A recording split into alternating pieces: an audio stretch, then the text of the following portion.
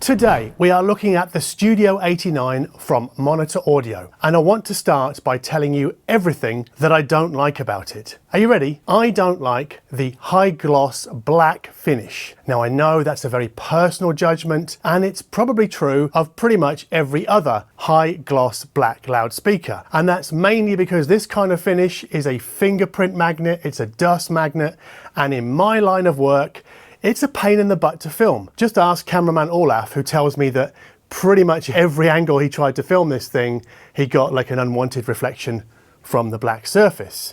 But that's it, that's everything that I don't like. So the implication here is that this is probably as close to a pretty much flawless loudspeaker, a stand mount loudspeaker, as you'll find at its $2,500 asking price. But I'll explain why with some side-by-side comparisons to other speakers and with music we'd read about in Resident Advisor, on Rolling Stone and on Pitchfork.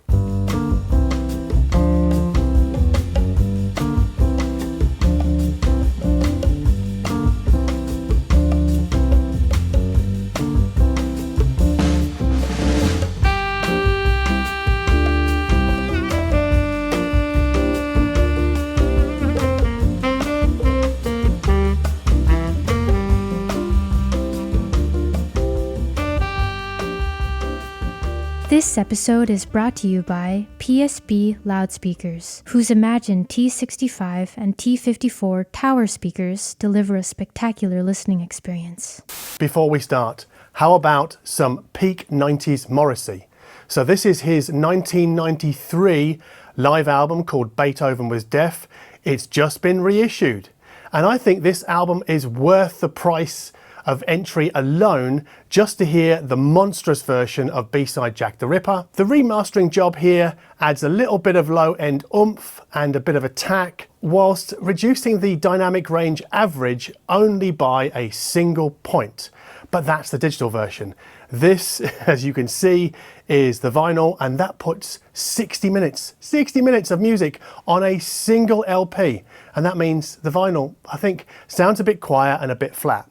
But worst of all, Morrissey being Morrissey, he really just couldn't help himself again, could he? For reasons unknown, he has changed the sleeve art to an image that comes, I think, from the 2010s and not from the 1990s. And if Morrissey is a bit too controversial for you, know that I've been playing the very baby boomer friendly Neil Young with Crazy Horse's Early Days. This is a compilation of very early Neil Young and Crazy Horse material. I don't love it, but the pressing's great, and this one I think is on transparent vinyl. Now, Monitor Audio's marketing materials are keen to draw a line between the new Studio 89 stand mount and its Studio series from the 1980s, specifically the Studio 15. However, those of you with sharp memories will recall the Studio speaker introduced by Monitor Audio in 2018 and then discontinued a few years later. And I asked Monitor Audio about this, and my contact told me that the Studio 89 has a larger mid-bass driver than the Studio, and it has a new motor system. Also new on the Studio 89 are the tweeter, the front baffle, the crossover, and the terminal plate. Now, don't be fooled by seeing three drivers. The Studio 89 is a two-way design where a pair of 4.5-inch mid-bass drivers straddle a tweeter in what's called a D'Appolito configuration. Now that's sometimes called MTM, and it aims, I think, to improve a speaker's directivity and its dispersion. However, we must remember, like all design decisions, if D'Appolito were a magic bullet, every speaker designer would use it. The tweeter here isn't a soft or a metal dome, but an air motion transformer that sort of squeezes air forward instead of pushing it. However, Monitor Audio calls this a micro-pleated diaphragm, or MPD, but I'm pretty sure it's an AMT. And Monitor Audio also gets funky with the mid-bass driver language. So the design here has been borrowed from the flagship Hyphen loudspeaker, and it's called RDT3. Now I'm guessing that the 3 refers to the driver's 3 layers of construction. So there's a Nomex honeycomb core in the middle, which is skinned underneath by a layer of woven carbon fiber and then topped by a layer of ceramic coated aluminium and magnesium. And Monitor Audio calls this CCAM. Now, interestingly, the drivers are set into an aluminium plate, which is mounted to the front baffle, obviously, but then that aluminium plate is bolted to the rear of the cabinet. And Americans, please note here, yours is made from aluminum. Now, the back panel is also where we find a pair of slot-shaped bass reflex ports that, according to Monitor Audio, allow the Studio 89 to mine down to 48 Hertz in room. That's a -6 dB rating. And whilst we are talking nerd, Monitor Audio also rates the Studio 89 as 6 ohm nominal and 86 dB sensitive. So you'll need some watts to drive them. And out of the gate, I went with Cambridge Audio's Evo 150. And before that, I think I had the Marantz Model M1 hooked up. And this was a while ago, actually, when these arrived. I was dreading the moment I had to unplug the JBL 4329P and hook in the Studio 89 for the first time to that Marantz amplifier. I mean, what would I do without the JBL's deep sub-bass satisfaction? And the answer was simple: bring in a KEF KC62 subwoofer. So yes, the Studio 89, they need a subwoofer for full range output, but what follows are my findings without a sub.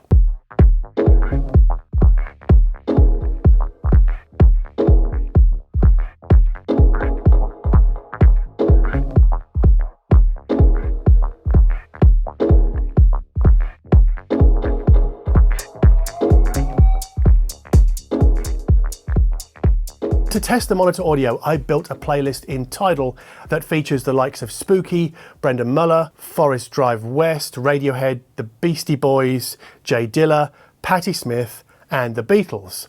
And I then accessed that playlist through Roon. Because Roon integrates Tidal and the Roon remote app's home screen gives us one-click access to each of those Tidal playlists.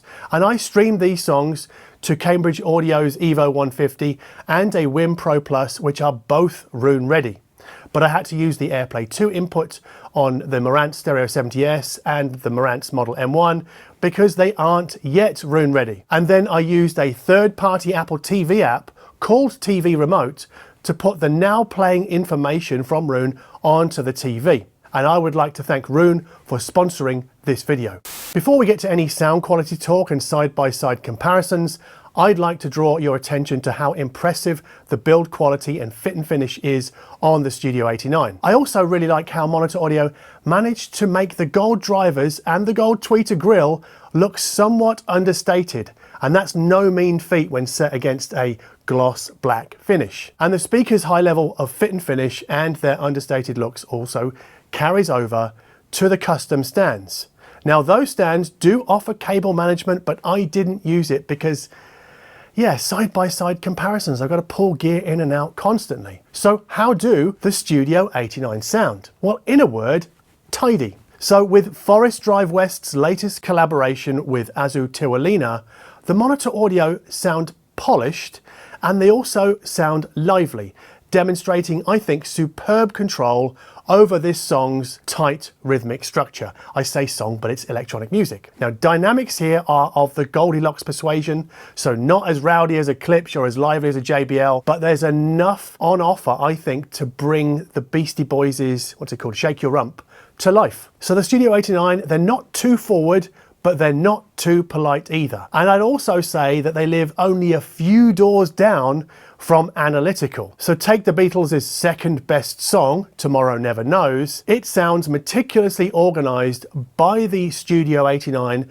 because of what I think is above average treble clarity. And sometimes that treble clarity gets close to pins and needles, but it never really arrives. But that's with the Marantz Model M1 playing streamer and amp. And listening to Spooky's finger bobs, the sound of this pairing, for me, is a little leaner than I would like. So the Musical Fidelity A1, fueled by a Win Pro Plus, fattens things up in the lower mids and adds some, I think, polish to the AMT tweeter's upper reaches, and I think that sounds much better. And you can also hear the AMT's abundant delicacy and finesse and clarity in the synth sparkles that swing from left to right in Salt by the Orb. So all of this means, I think, that the Studio 89 sound can obviously be salted according to taste, but don't think you can make them sound like another speaker by changing the amp. It's just, yeah, salt according to taste. But I would avoid amplifiers that already lean towards the skeletal,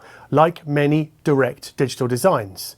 So echoing the findings of a recent video, I prefer Marantz's Stereo 70S with the monitor audio to the Model M1. And an even better match in my book is Cambridge Audio's Evo 150.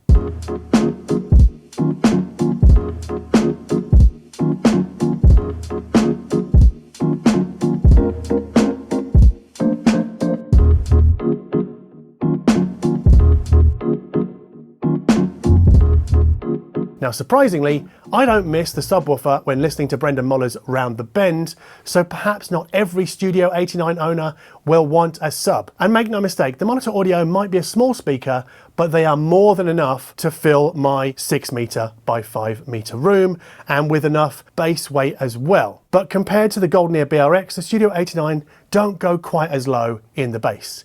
Instead, they offer a little more upper mid-range grip to add a keener sense of urgency to Jay Dilla's Don't Cry, but for me, the monitor audio are a much more attractive loudspeaker than the Golden Ear. Sorry, Golden Ear. On soundstage height and width, the two speakers are pretty much even Stevens, but one standout quality of the monitor audio is its soundstage depth. However, the BRX display a tighter grip on the Beastie Boys' kind of shoutier moments to paradoxically sound meatier in the mids. But what about running the Studio 89 against the similarly priced R3 Meta from KEF? Now, the monitor audio can match the KEF on overall clarity, but not their sense of scale and drama. So Patti Smith's Beneath the Southern... So Patti Smith's Beneath the Southern... So Patti Smith's... So Patti Smith's Beneath the Southern Cross, God, I can't even say that, has the Studio 89 sounding a little more compact in their presentation. But let us not forget that the R3 is a 3-way loudspeaker and the 89 is a 2-way. That said, I think the monitor audio is the slightly better of the two in coping with the densely layered complexities of Radiohead's Pearly. The Studio 89 sound a little better composed throughout that track, but they do so by putting less meat on the bone. So to be clear, the R3 Meta don't destroy the Studio 89 in relaying music's physical presence. And as counterpoint to the KEF's greater physicality, it is surprising just how effectively the Studio 89 get to the very heart of Tomorrow Never Knows and at lower listening levels. And for me, they come alive earlier on the volume dial than the KEF, and I think that's super interesting. So maybe we should see the Studio 89 as best suited to someone who likes the R3 Meta, but whose room won't accommodate their extra bulk visually or acoustically.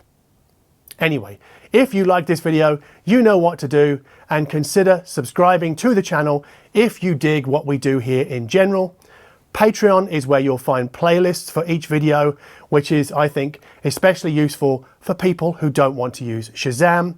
And drop a gloss black into the comments below to let us know that you watched all the way until the very end. Thanks for watching.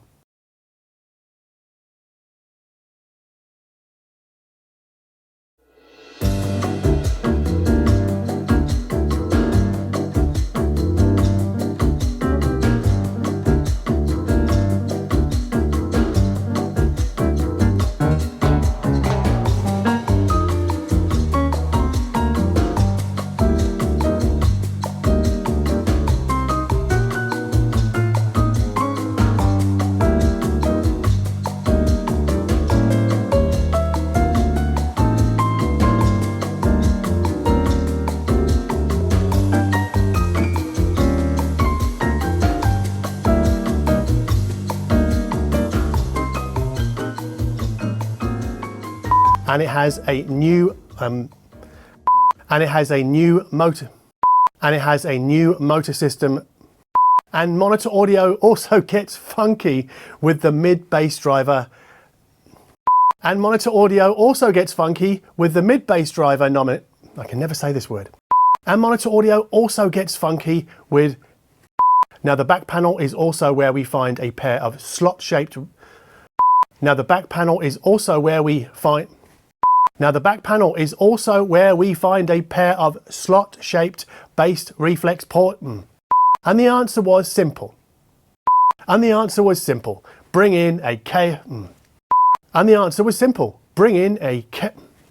So with Forest Drive West's latest So with Forest Drive West's latest collaboration with Azu Tiwalina, the monitor audio sound polished and... So with Forest Drive West's latest collab... Now, interestingly, the drivers are set into an aluminium plate, which is mounted in... Oh my goodness.